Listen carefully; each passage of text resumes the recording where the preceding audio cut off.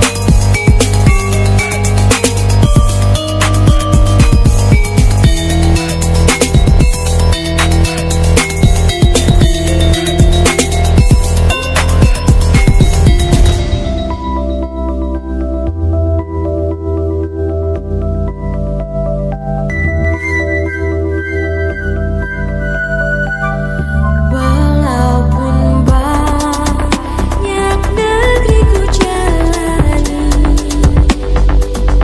yang masyhur bermari kata orang, tetapi kampung dan rumahku, di sanalah rasa senang. Tanahku tak kulupakan,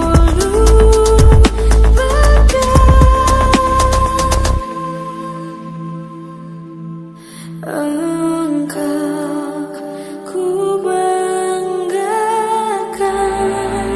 Bismillahirrahmanirrahim. Assalamualaikum warahmatullahi wabarakatuh. Alhamdulillahirabbil alamin. Wassalatu wassalamu ala asrafil anbiya'i wal mursalin wa ala alihi wa sahbihi ajma'in, amma ba'd. Pertama-tama marilah kita panjatkan puja dan puji syukur atas kehadirat Allah Subhanahu wa taala yang telah melimpahkan rahmat dan karunia-Nya kepada kita, dan tak lupa selawat serta salam selalu tercurahkan kepada junjungan kita, Nabi besar kita, Nabi Muhammad Sallallahu Alaihi Wasallam.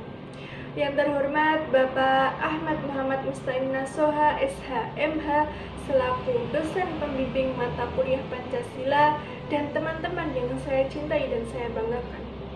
Saya Fadila Putri Rahmanti dengan NIM 203111206 kelas PI 2F. Saya di sini akan menjelaskan tentang cinta tanah air dari sudut pandang Islam. Mencintai tanah air adalah sifatnya alamiah pada diri manusia. Karena sifatnya yang alamiah dan melekat pada diri manusia, maka hal tersebut tidak dilarang oleh agama Islam selama tidak bertentangan dengan ajaran dan nilai-nilai dari agama Islam. Islam sebagai agama yang sempurna bagi manusia mengatur fitrah manusia dalam mencintai tanah airnya agar menjadi manusia yang dapat berperan secara maksimal dalam membangun kehidupan berbangsa dan bernegara, serta memiliki keseimbangan hidup antara di dunia dan di akhirat. Tanah air sebagaimana yang kita ketahui adalah negeri tempat kelahiran. Ali bin Muhammad bin Ali al-Jurjani mendefinisikan tanah air dengan istilah al-watan al-asli, yaitu tempat kelahiran seseorang dan negeri tempat di mana ia tinggal. Al-Jurjani mengatakan al-watan al-asli adalah tempat kelahiran seseorang dan negeri di mana ia tinggal di dalamnya. Dari definisi ini maka dapat dipahami bahwa tanah air bukan sekedar tempat kelahiran tetapi juga termasuk tempat di mana kita tinggal. Dapat dipahami pula bahwa mencintai tanah air adalah berarti mencintai tanah kelahiran dan tempat di mana kita tinggal.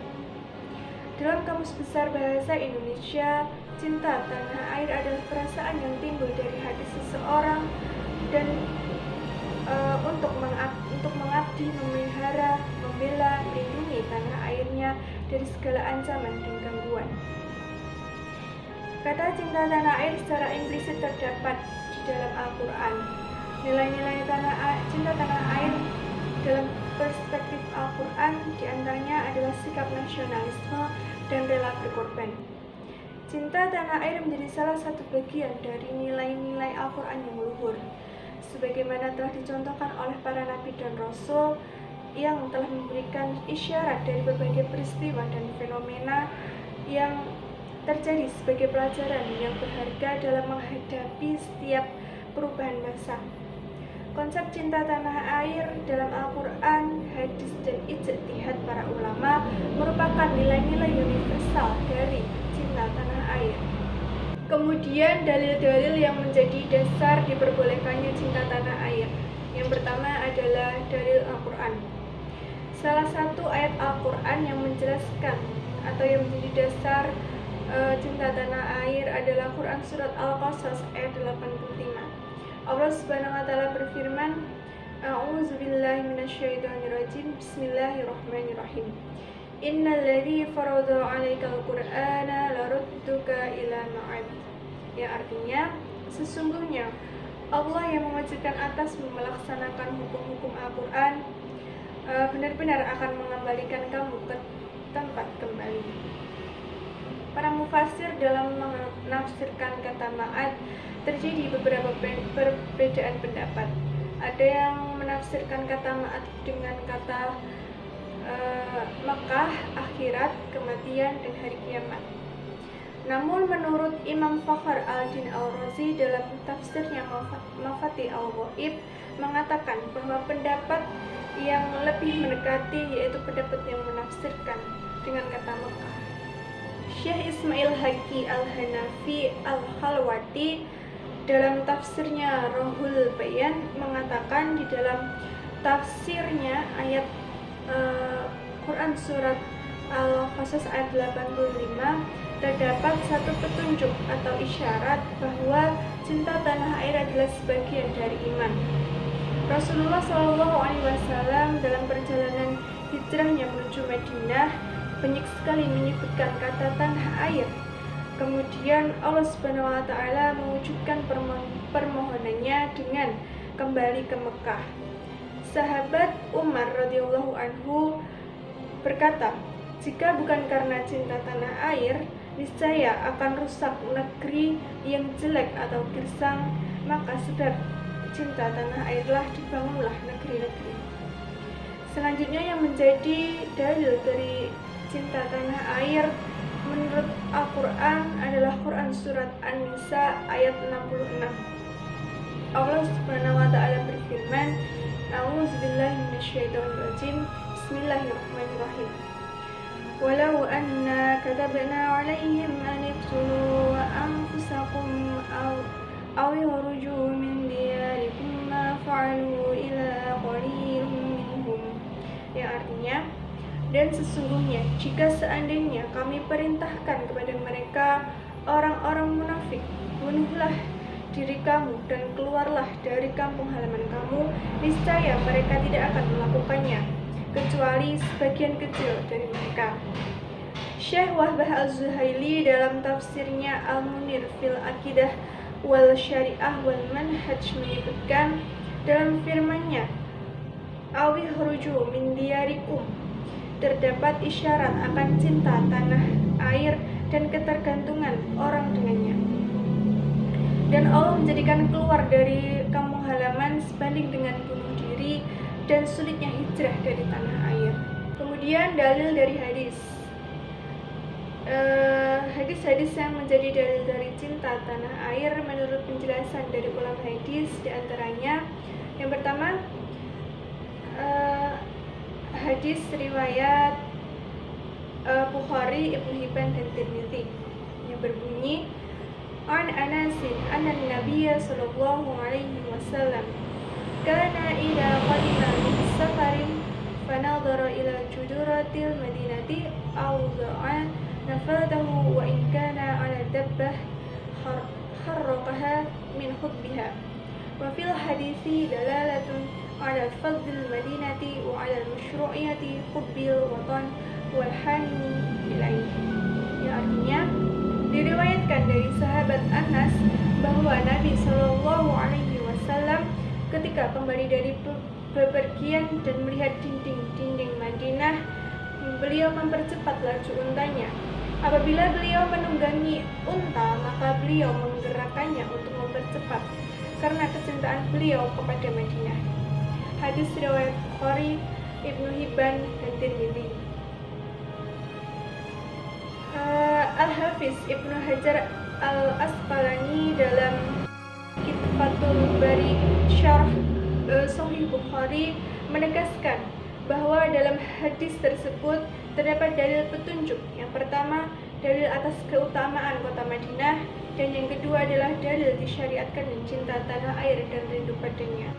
Hadis berikutnya yang menjadi dalil cinta tanah air yaitu hadis riwayat Ibnu Ishaq sebagaimana yang disampaikan oleh Abu Al-Qasim Syihabuddin Abdurrahman bin Ismail yang masyhur dengan Abu Syamah di dalam kitabnya Syarhul Hadis Al-Muqtafa fi Maqatil Nabi Al-Mustafa yang berbunyi qala Suhaili wa fi hadisi Waraqata annahu qala li Rasulillahi sallallahu alaihi wasallam la tukadzabanna falam yakul lahun nabiyyu sallallahu alaihi wasallam syai'an thumma qala wa la tu'dayanna falam yakul nabiyyu sallallahu alaihi wasallam syai'an thumma qala wa la tuhrajanna faqala aw muhrijayyahum fafi hada dalilun ala hubbil watan wa syiddah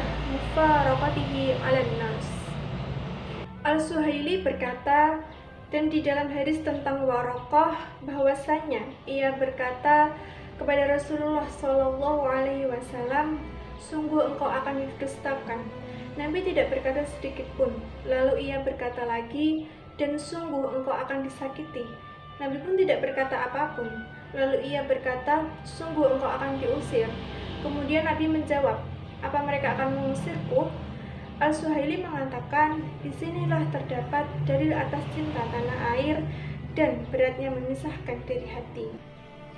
Dan yang terakhir adalah dalil ijtihadnya para mujtahid atau ahli fikih. Cinta tanah air menurut para ahli fikih adalah bahwa hikmah berhaji dan pahalanya yang besar karena mendidik jiwa menjadi lebih baik dengan meninggalkan tanah air dan keluar dari kebiasaannya. Dalam kitab Al-Dzakirah jilid 3 halaman 194, Al-Qarafi menyatakan manfaat haji adalah mendidik diri dan meninggalkan tanah air. Baik, dari apa yang telah saya sampaikan dapat diambil kesimpulan bahwa mencintai tanah air bukan hanya karena tabiat, tetapi juga lahir dari bentuk keimanan kita.